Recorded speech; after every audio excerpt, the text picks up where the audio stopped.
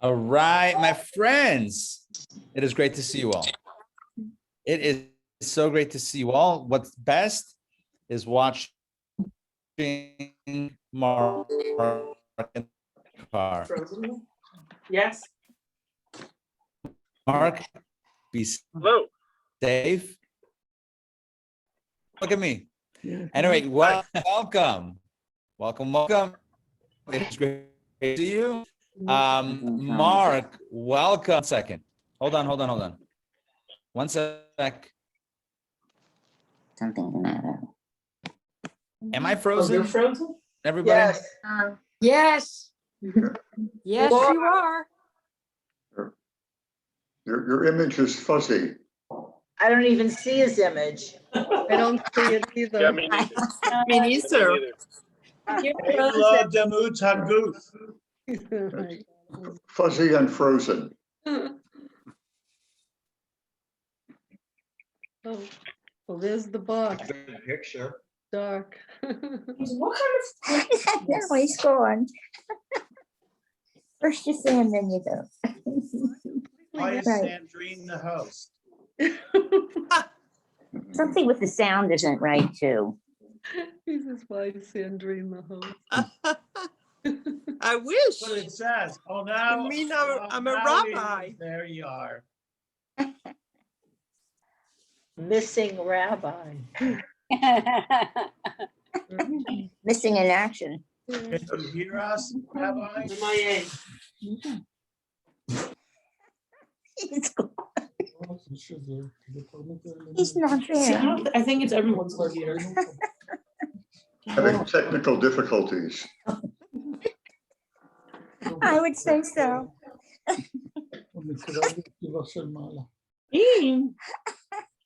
The star of the show. Look, you got your first AMAC magazine. Oh, okay, thank you. He's AWOL. Or MIA. AWOL. Oh my goodness. Sandrine is the host now. Hostess. With the mostest, yes.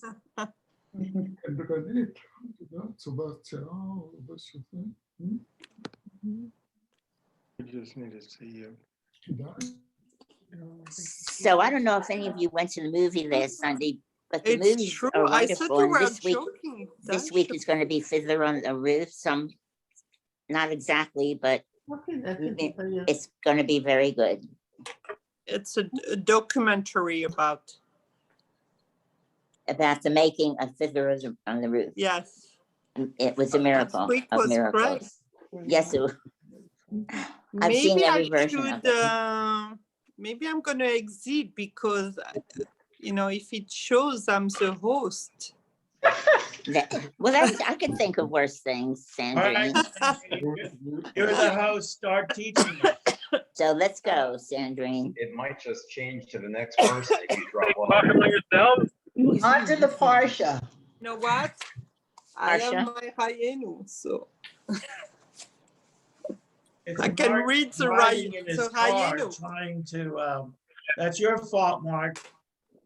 Mark. There's Mark. He's just driving along there. How many people? Sorry, what'd you say? I just put the windows Now in I was the host. Wait, He's the host again. He's the host. Where is he? Right, my friends. Say, 'cause I it's still recording. allegedly. There you are.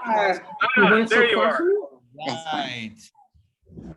Well, we for go. a minute, I was gonna say, and love the There he is. Holy What are you gonna do? Sometimes Mike the and internet doesn't Sarah. work. I'm right now, for those of you that are wondering, right now I'm on a hotspot for my phone because for some reason my Wi-Fi is usually rock solid, but it is not cooperating now. But what can you do? We roll with the punches. That's how we roll. All right. Wow, It that's is- It was showing me as a host, so I was gonna. Oh, Sandrine, you were the start host? class. Yes. Listen, Sandrine, if you want, you can, you want to teach tonight? It's. I said I was gonna read the Hayenu. Okay, I love it. Excellent. You know what? Not such a bad idea. It's actually quite a good idea. All right, give me a second. Let me get organized here because I had to restart. Well, I didn't restart it, just restarted Hi, itself. Riva. Let's get, oh, it's Riva. All right, hold on, Riva, one second before you jump on. Let me get some stuff ready on my side. Apologies about this. Don't know what is going on, but like I said, rolling with the punches nonetheless. That's how we roll. Okay, we're looking good. Oh, Riva, let me welcome everybody into this, little hiccupy start to Torah studies. All right, friends, a formal welcome to Torah studies. Welcome, Dr. Maxi. Welcome, Mark. Welcome, Sandrine. Welcome, David and Yona. Welcome, Chazan Ben. Welcome, Adina Malka. Welcome, Susan, and hopefully soon Richard. Welcome, Donna. Welcome, David. Welcome, Olia. Welcome, Paul. Welcome, Donna and Fred. Welcome, Ray. Welcome, Steve. Welcome, Mike and Sarah. And last, but of course not least, welcome, Mom. It is great to have you here. And all of you, it is great to have you here for Torah studies. And it's great to have a connection because for a while, I'm watching this thing go spinning round and round and no connection. So tonight, the goal is to try to connect internet, well, all puns intended, the internet challenges with the theme of tonight's class. We'll see if we can pull it off. Maybe, maybe not. All right, so tonight we have a wonderful class in store for you, and there's a lot to speak about. But first, Riva just gave me the indication that she is looking for some seltzer. So there we go. You got it. There we go. Let's get Riva in here. All right, fine. Let's jump in. So today's Torah portion, this week's Torah portion is called Shelach, and Shelach means send. Why is it called Shelach? Why is it called send? Because in this week's parsha, in this week's Torah portion, we read about it's a very, I'm just muting everybody for a clean background. You can unmute at any time. We read about the tragic and very sad story of the Meraglim, the spies that were sent, Shelach, that were sent by Moses to check out the land of Israel. So they are a few days' journey from Israel. The Jewish people are. This is after the Exodus and after the revelation at Sinai, and they received the 10 Commandments, and they got the tablets, and they broke the tablets, and they got a second set of tablets, and they built the Mishkan, the tabernacle, and all is well. And then they start marching toward Israel, and they're getting closer. And the people say to Moses, Moses, we're looking for some intel. We would feel more reassured if you found out what's going on the other side of the border. We're supposed to conquer this land, the land of Canaan, and transform it to the land of Israel. What are we up against? So Moses sends 12 scouts, 12 representatives, one from each tribe, to scout out the land, check it out, and report back. So we have a lot to talk about in today's class. The ultimate theme is going to be when to put ourselves out there for someone else and how we take responsibility for others. But until we get there, we're going to have a beautiful study journey. So again, let's get back to our theme. The Jews are at the cusp of the land of Israel. They request from Moses that spies be sent, or at least representatives be sent to check out the land. Moses says yes. He thumbs up the concept, and this is what happens. I'm going to share my screen with you, and let's read this text inside together. Oh, let's make this a little bit bigger so we don't have to strain our eyes. Okay, text 1a. Dr. Maxi, if you will, please read text 1a. This is the book of Numbers, verses 1 through 3, the opening of our Torah portion. God spoke to Moses, saying, "Send out for yourself men who will scout the land of Canaan, which I am giving to the children of Israel. You shall send one man each for his father's tribe. Each one shall be a chieftain in their midst." So Moshe sent them from the desert of Paran by the word of God. All of them were men of distinction. They were the heads of the children of Israel. So thank you. So far, so good. The mission is set. The people are, the representatives are chosen. They're worthy individuals, 12 worthy representatives. And like I said, all is good. Now, if you don't mind, Dr. Maxey, please read the next one, which is text 1B. Oh, so before that, so they get their marching orders and they're told, here's a checklist of questions to answer. And they go out into the land of Israel or the land of Canaan or Canaan. And here's what happens upon their return. All right, take it away, please. They returned from scouting the land at the end of 40 days. They went and they came to Moshe and Aaron and all the congregation of the children of Israel in the desert of Paran to Kadesh. They brought them back a report as well as to the entire congregation, and they showed them the fruit of the land. They told him and said, we came to the land to which you sent us, and it is flowing with milk and honey, and this is its fruit. However, the people who inhabit the land are mighty, and the cities are extremely huge and fortified. And there we saw even the offspring of the giant. And at this point, the seeds of fear are planted. But let's continue with the rest of the panicked reports, please. The Amalekites dwell in the southland, while the Hittites, the Jebusites, and the Amorites dwell in the mountainous region. The Canaanites dwell on the coast and alongside the Jordan. Caleb silenced the people to hear from Moses, and he said, we can surely go up and take possession of it, for we can indeed overcome it. But the men who went up with him said, we are unable to go up against the people, for they are stronger than us. They spread an evil report about the land that they had scouted, telling the children of Israel, the land we passed through to explore is a land that consumes its inhabitants, and all the people we saw in it are men of stature. Thank you. So this is the report that comes back. And it's a bit of a long report. So if we had to summarize, I'm just scrolling back a little bit. So we know that their scouting mission lasted 40 days, which is ultimately a significant number. So they were there 40 days checking out the land. They come back, they call a press conference. They go to Moses, Aaron, and the entire people, which, you know, why would they go to everybody? But they should report back to the commander in chief. Nonetheless, they call the press conference and they come back and they say, yes, it's a beautiful land. It's flowing with milk and honey, and this is its fruit. They bring back the fruit. However, and you know, the however, that changes. It's beautiful, but all right, but what? The people are giants. The cities are fortified.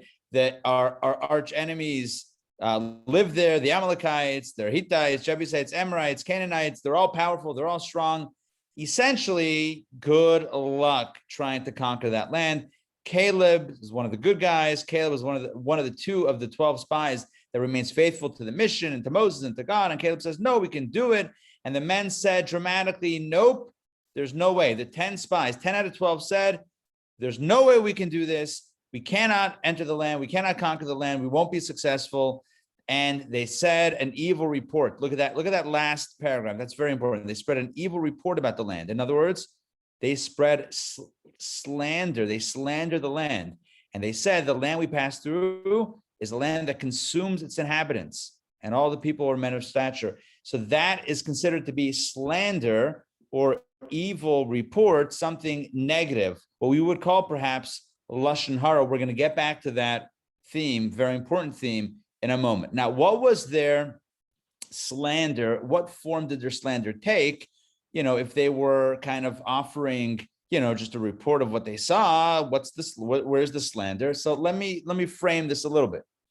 So one of the things that Moses told them to check out was the fruit of the land. And in fact, in the text that we just read, it says that they brought back from the fruit of the land. Well, here's the deal. There was apparently some really special fruit that was growing in the land of Israel at that time, right? And some of you may be familiar with this tradition that when they went to the land of Israel, these 12 scouts, spies, to the land of Israel, they saw these massive grapes, these massive clusters of grapes. They were so big. We might call these like novelty sized grapes. These grapes were so big that it took 8 of the 12 spies, 8 of them, to carry one cluster of grapes. These are mega huge sized grapes. Now you might be thinking, I've never seen such grapes. Yeah, but you know what? You and I didn't live back then either. So listen, this is what it says, that the grapes were massive. Not only that, but there was also a massive fig and a massive pomegranate that they took as well. 10 of the spies, the 10 ones that went rogue, right, carried between them 8 carrying a cluster of grapes, 1 a fig, and 1 a pomegranate to bring back. And what did they say when they came back? What did they say? Right. So you bring back these massive fruits. You could say one of 2 things. Check this out. This place is great. Or you can say, yeah, exactly. Or you can say, this place is crazy. What kind of ridiculous place is this? What kind of weird, strange, bizarre place is this where you have all these weird fruits growing? This is crazy. This is not the place to be. Well, you might have guessed it. The spies chose the latter, in which they disparaged the land of Israel. They turned a blessing into what they call to be a curse. They said, this land is terrible. It's horrible. Look at this really big fruit. Okay, I want to share, and lest you're wondering where I got this from, let's just read Rashi. Rashi says this. Rashi explains what they said. Let us ask Adina Malka. All right, please read text 2a from Rashi.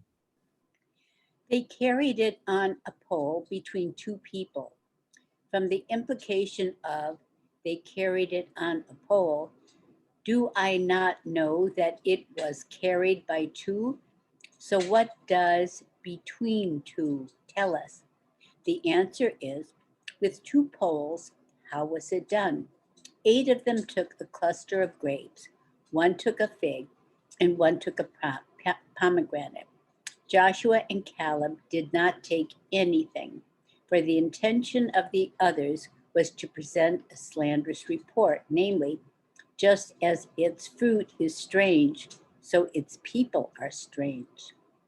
You see that? Look what Rashi says right there at the end. What was their intention when they brought back these really oversized fruits, the grapes, the fig, the pomegranate? It wasn't to show off how wonderful it is in Israel. It was to say, wow, this stuff is strange. The people are strange. We don't want anything to do with this place. Let's not go in. That was their intention. And that's why Caleb and Joshua and Caleb, the only 2 spies that remained true to the mission and believed in God and Moses and the Jewish people and the ability to conquer the land, that's why they didn't partake and bring back the fruit. Even though Moses says, check on the fruit, they said, we're not bringing back the fruit because the fruit's going to be used as a weapon to disparage the land. Does that make sense? Mm-hmm. So what we see here is not an objective report. It's a slanderous report. It's taking a blessing and framing it, spinning it as something terrible, something bad. You know what, Adina Malka, if you don't mind, please read text to me. But before you do that, let me just quickly set this up. I'm going to scroll back for a moment. At the end of text 1b, we read that when the spies came back, at least the 10 of the 12 said, the land we passed through to explore is a land that consumes its inhabitants. Look at that line. It's a land that consumes its inhabitants. What does that mean? Rashi is about to explain. It means that they said that the land kills its people. And people are dying left and right. Well, let's see why that was indeed the case. Take a look at Rashi. Adina Malka, please read this one. Consumes its inhabitants. Wherever we passed, we found them burning dead. The Holy One, blessed is he, intended this for good, to keep them occupied with their mourning, so they should not take notice of them, the spies. You see that? So God caused it that the locals should have, unfortunately, lots of funerals so that they wouldn't notice these 12 Jewish-looking tourists, I can just imagine these fellows going incognito. It's like, yeah, they got the big camera, right? The big tourist camera, little fanny pack action, maybe some sort of sun hat going on, and like, you know, or like a baseball cap just so no one sees the old kippah. Sure, right? These 10, 12 guys won't stick out at all. So anyway, so God caused it that everyone else should be preoccupied. The locals, the natives should be preoccupied in, unfortunately, in funerals. But meanwhile, instead of recognizing the blessing and saying, thank God, we were able to do our mission without getting caught or questioned or arrested or, you know, whatever, instead of thanking God for that, they turned around and said, what a terrible place. People were dying left and right. That's what we call straight up lashon hara. It's looking at someone or something in the worst possible light and then talking about it. It's like, oh, you know what happened? Ooh, right? And it's not nice. It's not kosher. It's not a Jewish thing to do. It's not a Torah ethical thing to do. So what's at the core of their sin? What did the spies do? After all, it would seem they didn't do anything. They just said the report, but that is enough, because what they did was spread negative information, slanderous almost information about the land of Israel. So, you know that phrase, sticks and stones may break my bones, but names or words, whatever, will never hurt me. Maybe names. In other words, that words don't matter. Well, words do matter. We know in Judaism, words absolutely, yes, Motzi Shemra, exactly. Words absolutely matter, right? What we say matters. And the Torah says, be careful, watch what you say, right? Whether it's when taking a pledge, when making a pledge, right? When we promise something, you know, we're supposed to fulfill an obligation. That's why if we, even in casual conversation, if we say, yeah, I'll meet you at, or I'll see you, or I'll do that for you, we should try to say bli neder, without an oath, because otherwise it's a binding obligation. So our words matter. And when we use our words to harm, to hurt, to disparage, to create fear, and so all sorts of negative emotions, that's a bad thing. And this is at the core of the sin of the spies. No, the spies didn't hurt anybody. The spies didn't lift their hands and hurt anybody. But what the spies did was they opened their mouths and they said something negative about something beautiful. They said something disparaging about a gift from Hashem. And that was their sin. This is the way it's understood from just a straightforward reading of the text, of the Torah text. This is what you see from the commentaries, that their sin was lashon hara. Their sin was gossip, or even worse, or negative talk, even worse, slander, making up stories that aren't even true. So this was their sin. Now, Rashi points out, and this is where we're going next, because we have so much to talk about, and I want you to help cup here, which means follow me through this journey. So Rashi explains something really powerful. He says there's a connection between the end of last week's Torah portion, Ba'alotra, and the beginning of this week's Torah portion, Shelach. I'm going to say that again without the Hebrew terms.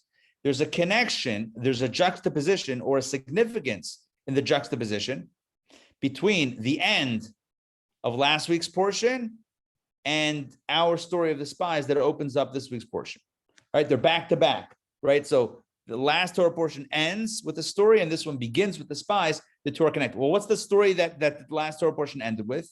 I'm glad you asked. It was the story of Miriam, when she spoke negatively about her brother Moses to her other brother Aaron. And so listen to this. Listen to what Rashi says.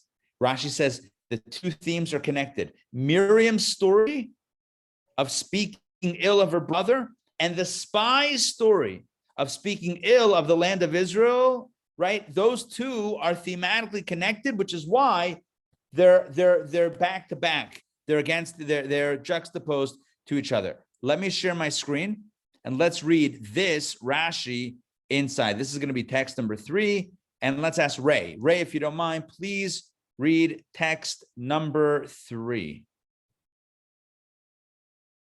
Don't forget to unmute. I just gave you the cue. Thank you. Send for yourself, men. Why is the section dealing with the spies juxtaposed with the section dealing with Miriam? Because she was punished over matters of slander for speaking against her brother. And these wicked people witnessed, but did not learn their lesson. So Rashi says, thank you. Rashi says, look, Miriam spoke negatively about her brother and got punished, right? She was quarantined for 7 days out of the camp, etc. And the spies should have noticed and taken note and paid heed to the lesson, which is don't speak ill of others and other things. And they should not have spoken ill of the land of Israel. But they didn't learn their lesson. But that's why they're juxtaposed. Right? Again, because she was punished over matters of slander, and these people witnessed it, but did not learn their lesson. They should have learned their lesson from Miriam. Okay, does that make sense? Yes, the juxtaposition makes sense. Good. Lashon hara followed by lashon hara, two stories together. I have a problem with this. It's not only my problem. The Rebbe asked this question. What's the problem? Hold on 1 second. Are we drawing a comparison between Miriam's good intentioned, she was concerned about her brother and her sister-in-law, and about, you know what she was talking, without getting into the details, Miriam was speaking about her brother and his marriage, and she was concerned about the family, about the mishpacha. You know what? Let's jump into it, because I need to make this question a question. Miriam was speaking with Aaron. There were 3 siblings. Miriam was the oldest, Aaron was the second child, and Moshe was the youngest, the baby of the family. Miriam says to Aaron, I heard that Moses, okay, I'm just gonna use Hebrew names. Miriam says to Aaron, I heard that Moshe has separated from his wife, or at least is not intimate with his wife. What's going on? And I heard it's because he's a prophet and he has to speak with God, and so he has to be in a state of purity and ready at all times. But we're prophets and we still are connected and we're still together with our spouses. So what's going on? And she was kind of raising concern about her brother, but not to him, to the other brother. So she was speaking to Aaron about Moses. Hence they got called in by God, and God says, yeah, it's you're quarantined, and she got sarat, the consequence for speaking ill in those times of someone else in those times. So the question is like this. So why did Miriam speak ill of why was she talking about Moshe? So let me give you background. So let me give you a little context to understand this. What do we know about Miriam? As a young girl, what do we know about Miriam? I'll tell you what we know about Miriam. That her father and Aaron's father, right? Their parents, namely Amram and Yocheved, that's their parents. Amram had separated from his wife. Her father and her mother, Miriam's father and mother, had separated after Aaron's birth. Why? Because Pharaoh said that there's a decree that all boys that are born should be thrown into the Nile or killed, right? So Amram says, what? I'm going to be with my wife and have more kids that will be killed? That's it. Separate. And then what happens? All the couples, the Jewish families, the husbands and wives separated, no more kids. Miriam goes to her father. Yeah. Miriam goes to her father and she says, you're worse than Pharaoh. Why? Because Pharaoh only decreed that the boys shouldn't live. But by separating from mom, you're decreeing that the boys and the girls shouldn't exist. Are you with me on this? This is what she tells her father. And her father says, you're right. And he gets back with his wife, and everyone gets back with their wives. And because of that, Moses is born. I'm saying this because as a young girl, as a 6-year-old girl, right? Miriam was concerned with what? Help me out here. What was she concerned about? Procreation. Well, she was concerned there would be no Jewish people because of lack of procreation. Good. And she was concerned immediately about husbands and wives being together, right? That was her concern. And so now you can imagine all these years later, and she sees her own brother who's separating who's not together with his wife. And this is what she was all about. And not only that, different miracles in the desert happened because of the three siblings. Do you know what miracle happened for the Jewish people in honor of Miriam? Help me out here. What They stayed and they The waited well. until she was no longer. They waited no for longer her, sick. The wells, yes, but the what wells. miracle happened? The well, the Be'er Shel Miriam, the well of Miriam. And what happened with the well? You know what happened in the well? The well was not only a place to drink, but there were other streams that were being used for mikvah. Miriam was all about husbands and wives together, was all about families together. And now you have Moshe, who's not together with his wife, and that bothered her. And that's why she spoke about Aaron. So But you're there's telling a me. caveat. Wait a minute. Oh, There's one a second. caveat in the text. One second. I'm right in the middle. Yeah. 1 second. So you're telling me that there's a connection. Rashi, you're telling me there's a connection between Miriam speaking out of concern, out of deep embedded concern for her brother and her sister-in-law, and about the value of family and the value of mishpacha. You're telling me that that's equivalent to the spies and their evil machinations, their evil plot to derail the plan of the promised land. You're telling me that they're equivalent? Again, Rashi says, why are these two juxtaposed? Yeah, to tell you that Miriam spoke ill of her brother, and these people should have known better, but they still spoke ill of the land of Israel. Are you serious? You're comparing these two? You're telling me that they're juxtaposed because like she spoke ill, they spoke ill? You don't see any difference? The Rebbe asked this question. The Torah should have put these two stories far apart so that no one would ever think that Miriam spoke maliciously, that Miriam spoke with ill intent about her brother. She spoke with love. She spoke with concern. She spoke with holy intentions. And the spies, come on. They should not be juxtaposed. They should be put in opposite sides of the Torah. Let's read this question. Together in the text. Chazan Ben, one second. Let's read this text. Text number 4 from the Rebbe. I'm going to read this. When we read these two passages, one after the other, the story of Miriam and the story of the spies, both of which are about Lashon Hara, one could possibly make the terrible mistake of thinking that Miriam and the spies can be placed in the same category, God forbid, or at least that the two stories are similar to one another. Seemingly, and that would be a mistake, that would be a catastrophic mistake. Seemingly to avoid such a misunderstanding and to make clear that the spies were not on Miriam's spiritual level at all, the Torah ought to have placed these two stories apart from one another and placed some other passage in between them. The Rebbe asks, why are they juxtaposed? Rashi says, oh, Lashon Hara, speaking ill. And the Rebbe says, are you kidding me? You're going to draw a parallel between these two?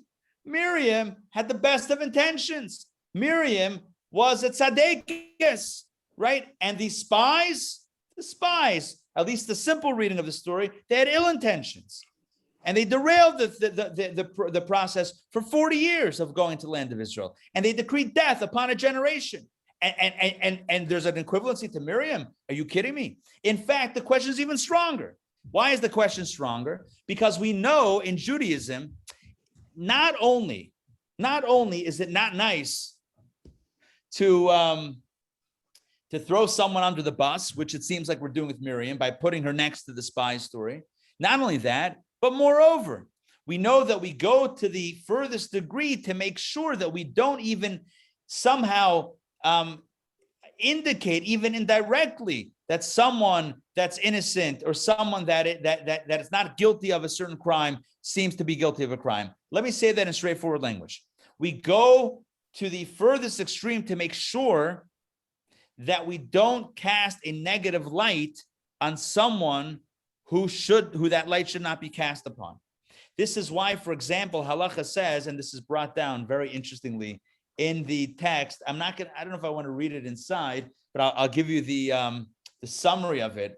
So there's in the times of the temple, times of the Beis Hamikdash, there were different charitable funds that were actually physically, I mean, this is before, online banking, but they were, the monies were actually held in physical baskets or boxes in a certain place in the temple.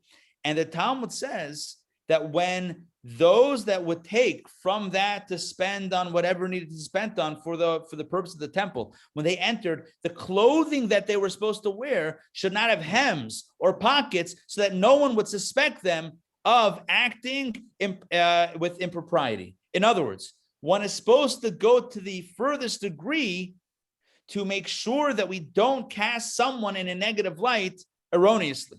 I hope that makes sense. So basically, somebody is supposed to avoid even walking into that space with tzedakah money, with pockets, so that no one should suspect. Not that they shouldn't take. Of course they're not going to take. But that no one should suspect them of taking from what they shouldn't take from.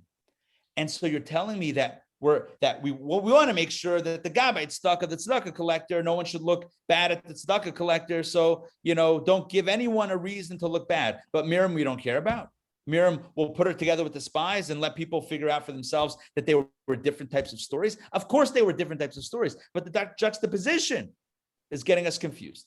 The juxtaposition, the fact that the two stories are back to back, could allow us to think that somehow there's an equivalency between the two stories, and that does not seem right.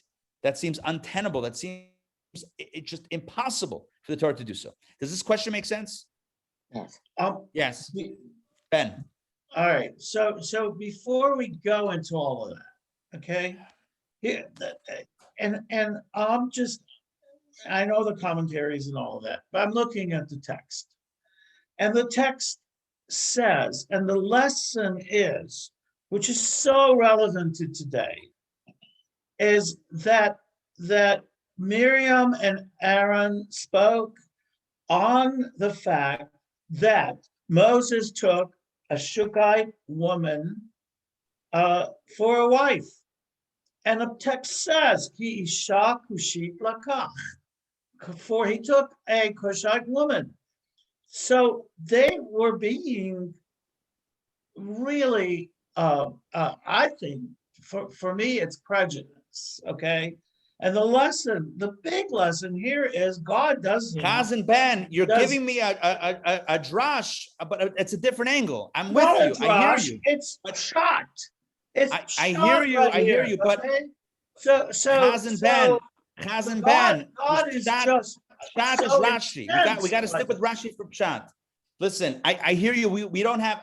I hear you. But I know we don't have time have for all of this because you want to teach your lesson. But the fact is, Chazan Ben, everyone's here to hear this class. Please, we can have schmoozes. We can have schmoozes right after about this. We have 17 minutes left. I have to get through material. So here is. We have plenty of time after the class to schmooze. But let's stay focused there. So what we have here is a question, and the question is, how could there be a juxtaposition?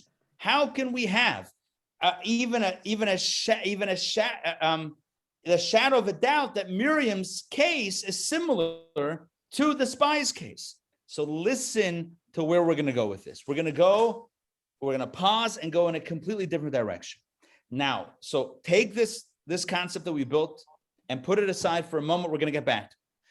We have now a new discussion that's going to relate to it ultimately at the end. And what is this discussion? The discussion is about when is it okay for someone to do something that is wrong to save someone else from doing something wrong. You understand the question? When is it, or is it permissible for someone to do something that they shouldn't do with the intention that that's going to save someone else from doing something really wrong. I'll give you an example. And the example, I'm not going to give you a random example because we don't have time for random examples. I'm going to give you a very specific example that halacha deals with, which we'll have in the sources in a moment. On Shabbos, we're not supposed to cook or bake, which means if you have an oven that's on, let's say there's an oven, back in the day, you have fire burning in an oven. So to take a piece of dough that's raw and put it in the oven is not, we shouldn't do that on Shabbos. Why on Shabbat? Because it's baking on Shabbat. Okay. What if, hold on, but let me add one more wrinkle to it. Back in the day, apparently, I've never seen this with my own eyes, but apparently back in the day, they didn't have shelves in the oven and they didn't have like pans to bake necessarily. They had this technique where they would actually take the dough and somehow stick it to the side of the oven or to the walls of the oven. It would bake literally stuck to the sides. And then there would be a whole chachma, a whole craft in how to get the dough off the side without ruining it. It was a very complicated thing. So listen to this. The rabbis said, rabbinic legislation, we don't want you dealing with ovens on Shabbos, on Shabbat. We don't want you to, it's a biblical law not to bake on Shabbat, not to cook on Shabbat. Fine. But rabbinically, they said, even to take something off on Shabbat, even to use the special tool and to peel off the dough from the oven on Shabbat, rabbinically is forbidden. Now, why exactly did the rabbis forbid it? Again, we don't have time to cover this in tonight's class, but let me give you a scenario. Let's say Reuven, our friend Reuven, right? On Shabbos, there's an oven, there's fire in the oven. He takes a piece of dough and he sticks it to the walls of the oven to bake it. I'm going to bake on Shabbat. And then 2 minutes later, he starts feeling guilty. And he says, "Oy, what am I doing? Am I really baking on Shabbat? I feel bad about this." You ready? Now the question is he allowed to take the dough off the oven, right? Because putting it on is baking, but taking it off is removing it on Shabbat, which is rabbinically forbidden. Are you with me on the question? So is he allowed to violate the rabbinic prohibition to save himself from a biblical prohibition? What do you think? Yeah, is he allowed to take off the dough before it bakes, violating the rabbinic commandment to save himself from a biblical commandment? What do you think? Yes or no? Mark says yes. I'm with Mark. Yes, correct. It's you go by scale or by degree. Look, baking on Shabbat is biblically prohibited. Better to violate the rabbinic prohibition than to violate the biblical prohibition. Fantastic. But now let me give you the complicated scenario or the more thought-provoking scenario. Imagine Reuven sticks the dough to the wall and he walks away. And Shimon, person number 2, is witnessing this. And he says, "Oh my gosh, I don't want Reuven to violate Shabbat by baking on Shabbat. So what will I do?" says Shimon to himself. "I will take off the dough and take it out of there before it bakes." Are you with me on this? Here's the question. Is Shimon, the second person, is he allowed to violate the rabbinic prohibition to save Reuven from the biblical prohibition? So if it's the person themselves, we say yes, violate the rabbinic instead of the biblical. But now it's not the same person. Now it's Reuven put the dough in. Shimon wants to take it out, but Shimon would violate rabbinic prohibition, but he'd save Reuven from a biblical issue. So what do? I'm glad you asked. I hope this case makes sense. Let's read this inside. We have a bunch of text. So I'm going to do the reading from here on out. Text number 5. This is from the Mishnah.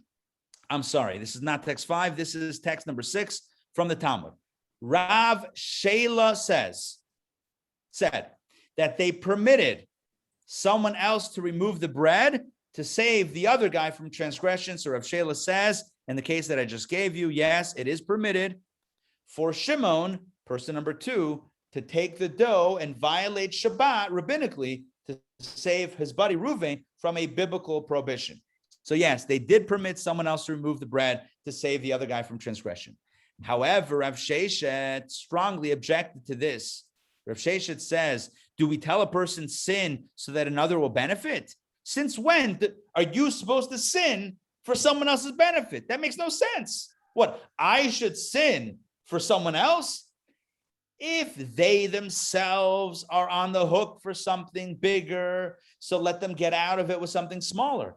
But I should throw myself under the bus for someone else? No way.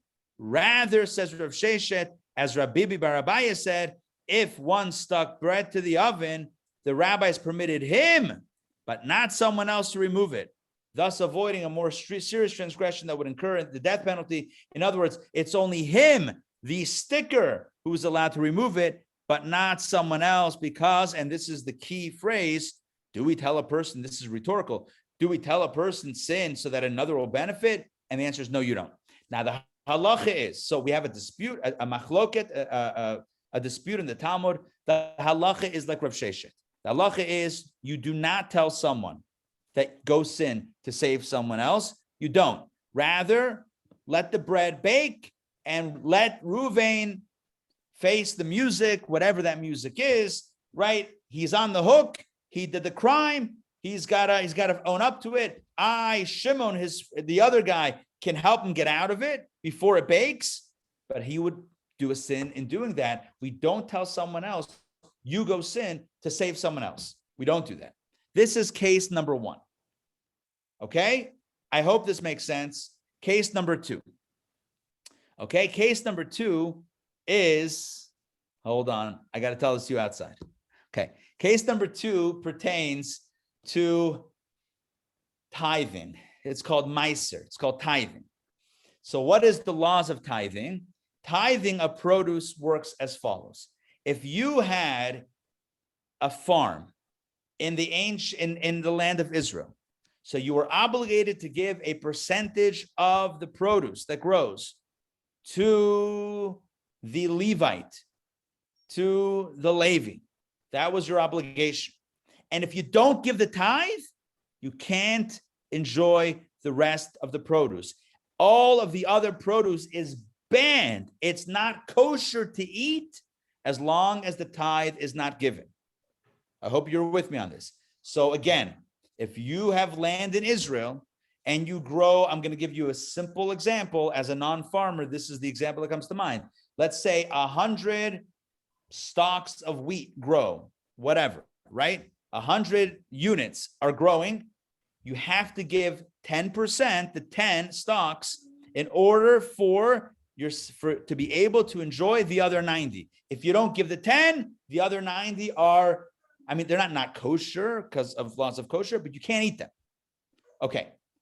What happens if you buy produce from a farmer in Israel and you don't know if they did it or not?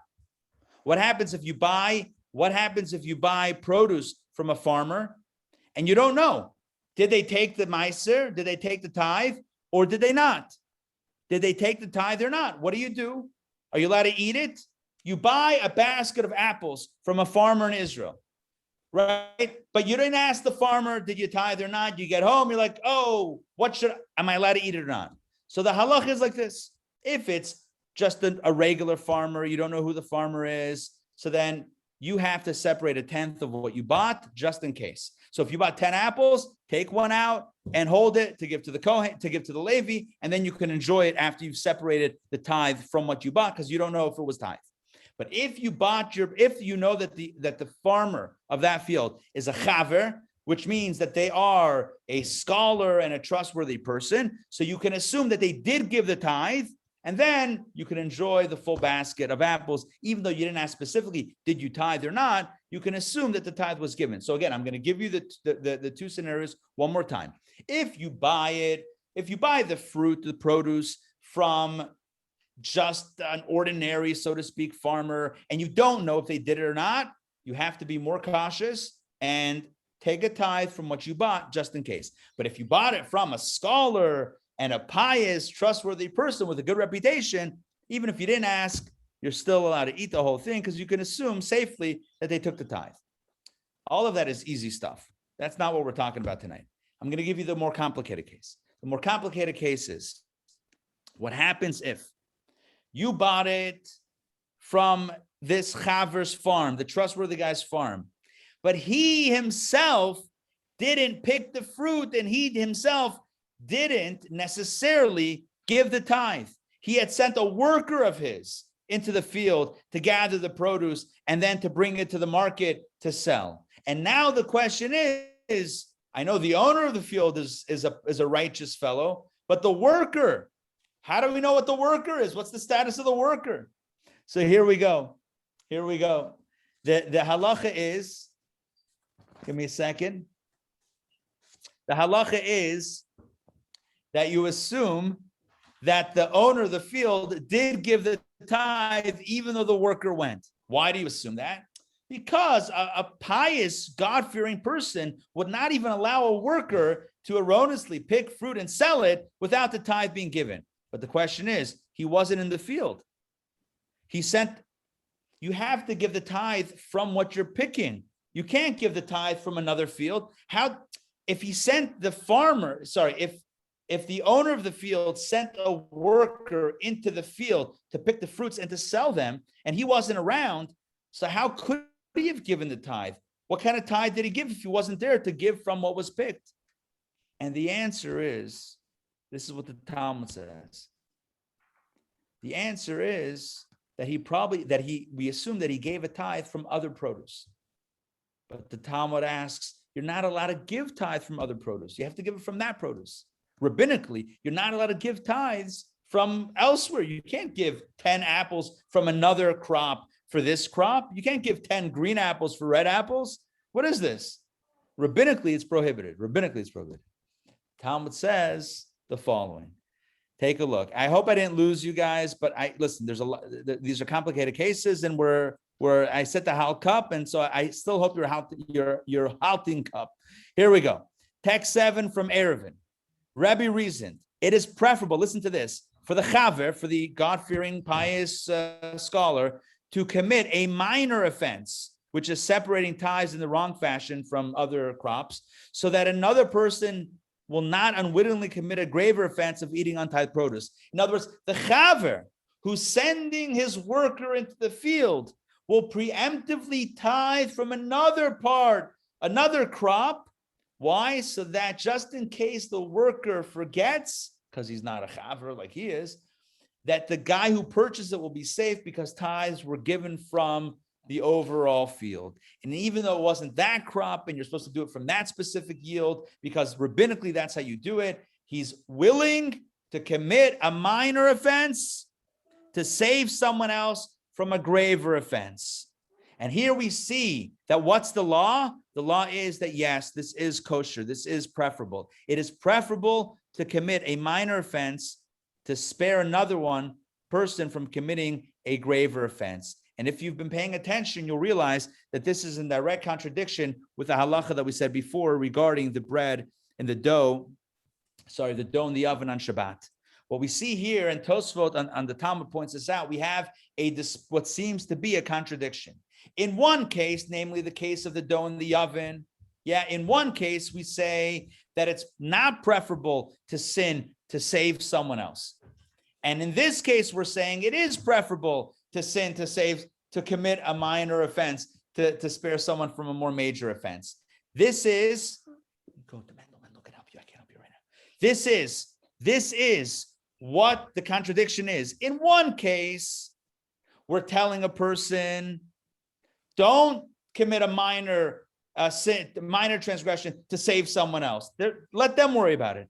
But in this case, we do say that the person should tithe from elsewhere to spare someone else from a graver offense eating untithed produce. So which is it? Simply stated, what's the bottom line? Do we commit a minor transgression to save someone else, or do we let them worry about it on their own? Which one is it? There's two different cases and two different rulings in Talmud, in Halach, and Jewish law. And Tosfot the great commentaries, they point out the contradiction. I want to share with you two answers of Tosfot. And then we're going to analyze them and apply them back to our story and hopefully draw a lesson. And we have about 60 seconds left. So let's do this quickly. So here are the two answers that Tosfot gives. Answer number one is it depends on the case. Come on. In the case that we said don't sin to save someone else's skin, that's because the other guy put in dough on Shabbat in an oven. They were willing to bake on Shabbat, and you want to save them by taking it out. They did it on purpose. Let them face the music or let them take it out, but it's not on you. If someone does something willfully, if someone does something intentionally trying to sin, you have no mitzvah to go break the law to save them.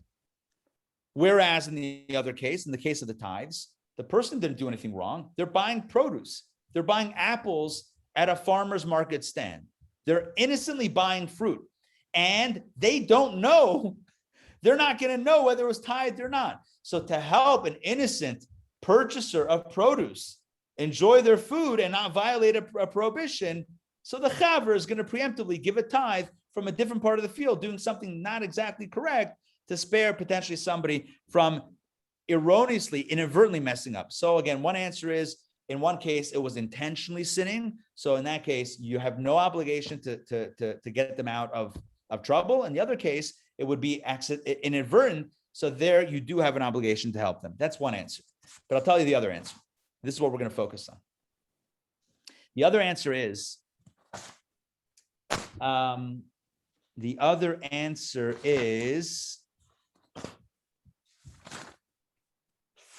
the Riva. Oh, the Riva. There you go. What is the not exact? Almost you. The Riva, not the Riva. The Riva. The Riva explains like this. Let me share this, and then we're going to do this very quickly. Take a look at text number 10. Text number 10, right over here. Rabbi Yitzchak ben Asher Halevi, the Riva, explained that the two cases are different for the following reason. In that case of the chaver's tithes, no offense has been committed yet. No one has violated the law yet. And it is preferable for one to commit a minor offense than to be involved in his fellow committing a more severe offense. In other words, we're preemptively averting a potential transgression. By tithing it preemptively, then nothing bad will happen. But in the case of removing the bread from the oven before it cooks on Shabbat, the forbidden act, which will automatically result in transgression, has already been done. The dough is already put in. Based on everything the way it stands now, that will bake. So the transgression was already done. Therefore, one should not actively perform even a minor offense to prevent that from happening. So the Riva says the difference is not whether one intended or didn't intend. The question is simply, did the offense happen yet or not? When the offense already happened, like in the case of the dough, you have no mitzvah to save that person by removing the dough. When the offense has not yet happened, like in the case of the potential buyer who might eat without tithing, right? So nothing has happened yet negatively, so you're allowed to preempt that. So let's get back to our story. So the Rabbi asked a few minutes ago, how could we put Miriam in the same basket, so to speak, as the spies? How can we even correlate the two? How can we juxtapose the two? And the Rebbe says something beautiful. Again, it's kind of like the Rebbe says that Miriam would gladly take the hit in order to prevent the spies, even potentially, from sinning. In other words, Miriam consented almost theoretically for her story to be put right before the spies, so that, like we said, the spies would look at that story and say, you know what? We're not going to say anything negative. Now, the end of the story is they didn't, as Rashi says, they didn't heed the warning from Miriam's story. They didn't take note and stop themselves. But the point here is that Miriam was willing to make herself look bad, like the guy who's willing to tithe this is the chaver, to tithe in an incorrect fashion. He's willing to do that to help someone else out. And that's a mitzvah, that's a good thing. Miriam is willing to make herself look bad, right? Miriam was willing and happy to make herself look bad with the juxtaposition, only so that the spies hopefully would pay attention and learn. And if you're wondering, well, how would the spies know where things are written in Torah? This is according to the angle that says that Moses wrote the Torah as it was transpiring. So imagine Moses writes the Torah, and the last thing he pens is the story of Miriam, about her speaking ill, even with good intentions, and still negative consequences happen. And now the spies are looking at it, and now they have a mission. So the hope is that they would learn from it. They didn't. That was their choice. They didn't. But Miriam is willing and able, Miriam is willing to put her own reputation in question almost to help someone else from a more serious transgression. This is how the Rebbe looks at it. And here's the takeaway. The takeaway is that our job is to be there for the other. And whether it's physically, materially, right, to extend ourselves to help the other, even when it costs us. When I say cost, I don't only mean financially. I mean emotionally and psychologically and physically. It takes time and effort to be there for someone. The message of the Torah is take the hit, so to speak, right? Put yourself in, I'm not gonna say harm's way, but do what it takes to help someone else. That's what it means to help someone else. And the same thing is true spiritually. The Rebbe said many times that if you know an aleph, you have an obligation to teach an aleph to someone who doesn't. But what happens if you know not only aleph and bet, what happens if you know Gans Shas, you know the whole Talmud? And you could say to yourself, what, I should go and teach aleph bet, teach Hebrew reading to someone who doesn't know? That's way beneath me. I should be teaching something lofty. I should be teaching something, mystical. I'm teaching this. It's so simple. The answer is yes, because our job is to be there for others, even if or when it puts ourselves in a more compromised position, so to speak. There are many stories and many illustrations of this, which again, we're just time constrained. We simply don't have time tonight. We started late because of my internet issues, and we had so much content to look at and to analyze. So my apologies for running late, but I want to wrap this up hopefully in a coherent takeaway. The takeaway, at least for me, is it's not always easy to help someone else, whether it's helping someone physically or spiritually. But it's what needs to be done.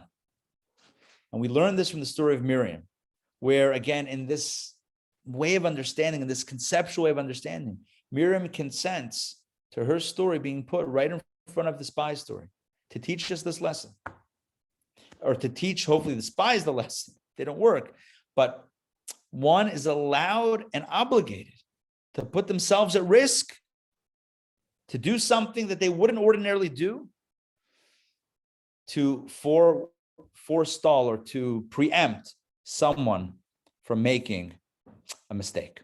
And so, my friends, what did JFK say? Ask not what your country can do for you, ask what you can do for your country. Judaism has a similar approach. Ask not what the other can do for you, ask what you can do for the other. Let us care about each other deeply, to the point that we are willing to put ourselves a little bit in a position of discomfort in order to help someone in their time of need. And together with our care and concern of the others, of the other one who's in need, together we'll help each other. And when God Almighty sees his children taking care of each other, well, then what's the response of a parent? When a parent sees that the kids are caring for each other, the parent just wants to give and give and give. And may Hashem's blessings indeed be open channels and open blessings for us all. And may we indeed continue to help each other and to lift each other whenever the other needs. Thank you very much for joining me tonight for Torah studies. I hope the message resonated. I hope the process was somewhat followed, and wishing everybody good blessings and sharing the blessings with each other. All right, with this, we formally conclude, but I'm here to take questions and answers and questions, comments, etc. All right, feel free to jump in and unmute. Yes.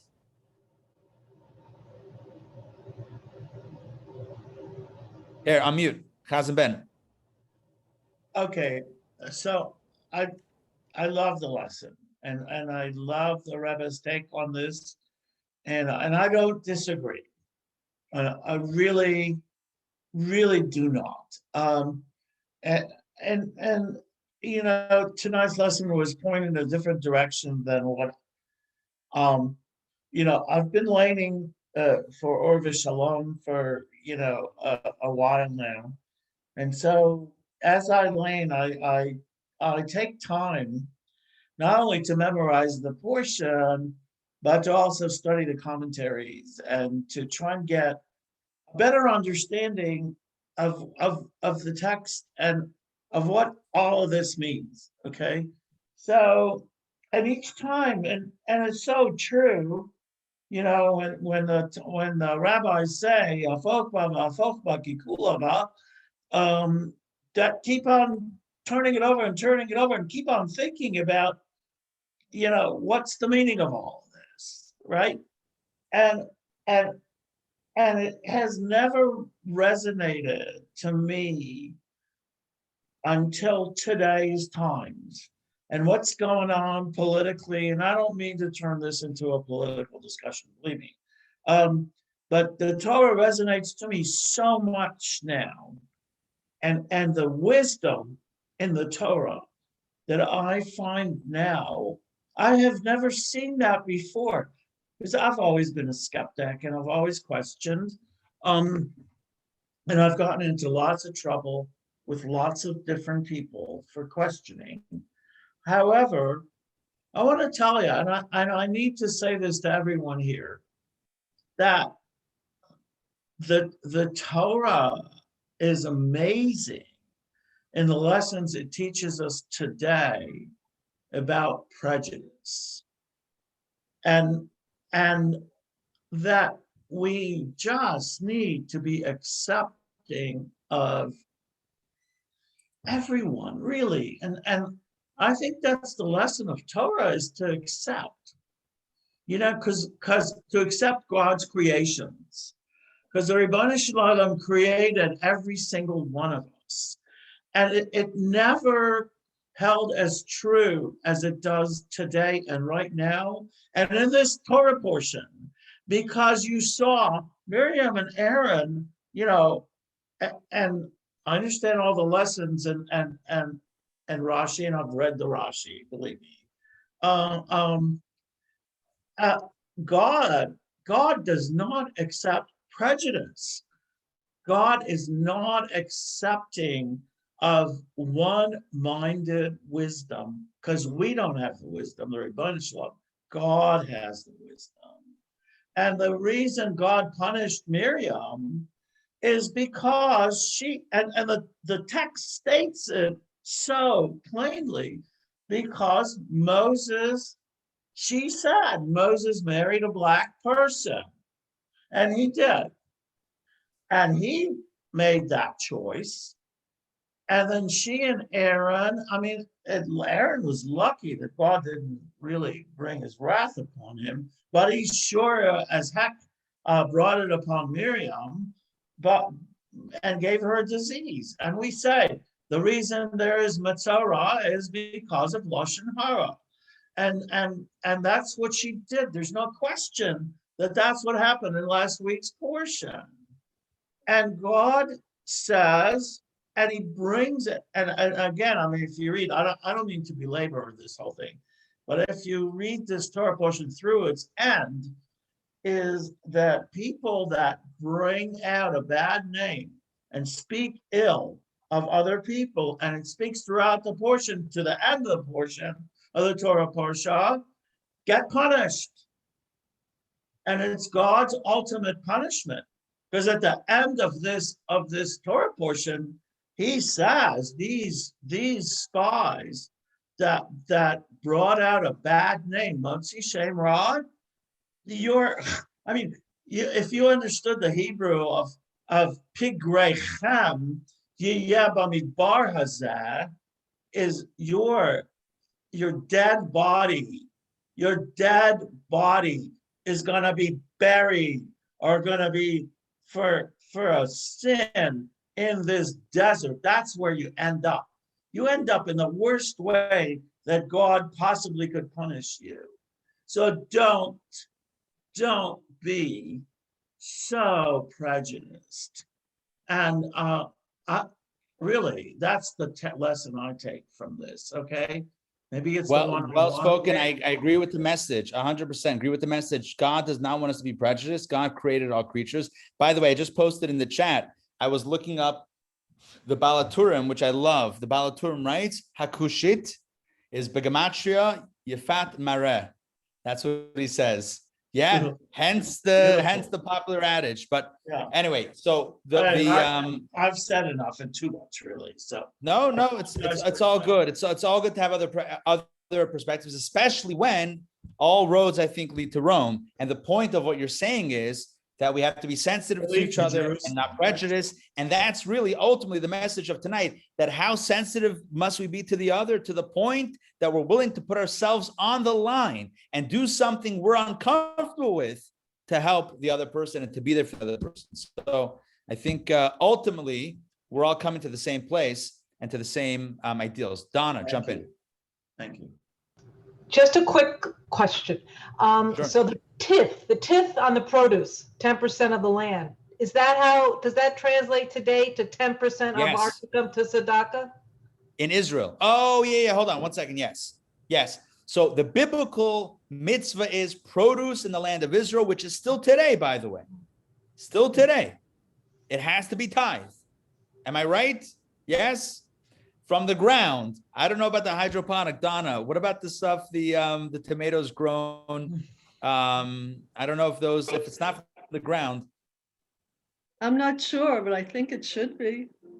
Yeah, I don't know. I'll find out. I'll see. Ask your daughter. Donna's daughter lives in Israel in Kadesh Barnea, and they grow tomatoes and right, tomatoes. What else do they grow? Gardening. Just tomatoes right now. Got it. Yeah, but it's not from. Fred said they have to tithe. They do tithe. Yeah, Fred said they do. Got it. Okay, there we go. But other Donna, your question was about the monetary tithe. That was before taxes. Right. So, so there's an argument there. Because there were no other taxes. Right.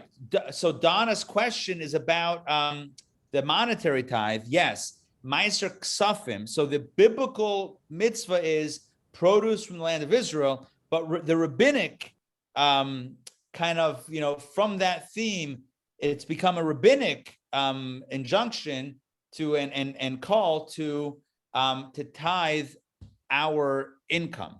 So just like in ancient times, the income of the farmers, and most were farmers, and they gave it for the tithe. Today, you're not a farmer in Israel, all right, but you could still do Meiser Ksafim, which is again a rabbinic enactment in the theme of it, in the spirit of the original tithe, to give the 10% to tzedakah. I was very proud of my son, Mendel, this week. So on Sunday, he tells me I'm going to Publix.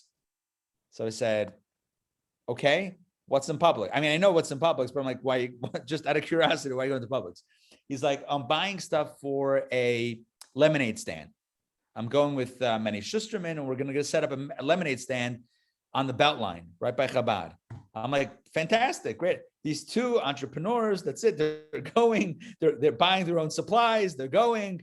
And Baruch Hashem, they were there for a few hours and they made a few shekel. He comes home and I see him either that day or the next day, and he's like, doing calculations and doling out cash. And I'm like, what are you doing? He's like, I'm giving Meiser, I'm giving tithe. Not waiting till the money gets put away and then remembering later. No. What? You want to tell the story? Why don't you come in? I'm davening. Oh, he's davening. All right. You're supposed to take a hit. You're supposed to take a hit in davening to share a story with others. That's what we learned tonight, I think, something along those lines. Anyway, so he gives 10%, and I was right off the top, like without getting too distracted. Money comes in before you get too comfortable with it. It's 10%. Just move it out so that you're doing it, and that's it. By the way, that's a really good practice in general, because if you wait even a second longer, it's much harder to separate from. It's much harder. It's easier when it first comes in. Baruch Hashem, Hashem has blessed me. This is what I'm giving back, as opposed to, hold on, this is mine now, right? Then it gets a little bit more tricky. So he gives it, and then apparently, he's davening. So apparently, the next day, somehow he made double, and I don't know he told me before the context, and that's why I wanted him to tell it, because I forgot the details. But somehow he discovered somewhere double the amount that he had given from the meiser, from the tithe, the day prior. So listen, do we always see, reward from that? And my question is, I guess, did he give tithe from that? We'll have to ask him at some point. Anyway, the point is like this. The point is that we don't always see the blessings right away, and it's not always so easy and fast, but we have to do what we have to do, and that includes giving from ourselves to others. And even when it's difficult, even when it's uncomfortable, even when it's out of character, because that's what we're learning tonight, right? It's out of character. I'm a person who would not normally give tithe from other produce on this produce, but I'm going to do it to spare someone potentially from making a mistake. I'm willing to do something that I'm uncomfortable with. Not only that I'm willing, but I will do something I'm uncomfortable with to make sure that somebody else is okay. That's a beautiful lesson. Mendel, how did you get the double? What happened with the extra money? Just out of nowhere? There you go. He got from his teacher and his friend for some reason. Still not sure exactly the details, but somehow he got the money. Anyway, all right, my friends, it's getting late. I'm going to let you go. Have a wonderful night, Laila Tov. Remember the lessons of tonight. We got to love the other, and even go out of our way to make sure the other one is good. All right, take care, everybody. See you soon. Thank you. Pleasure. See you guys.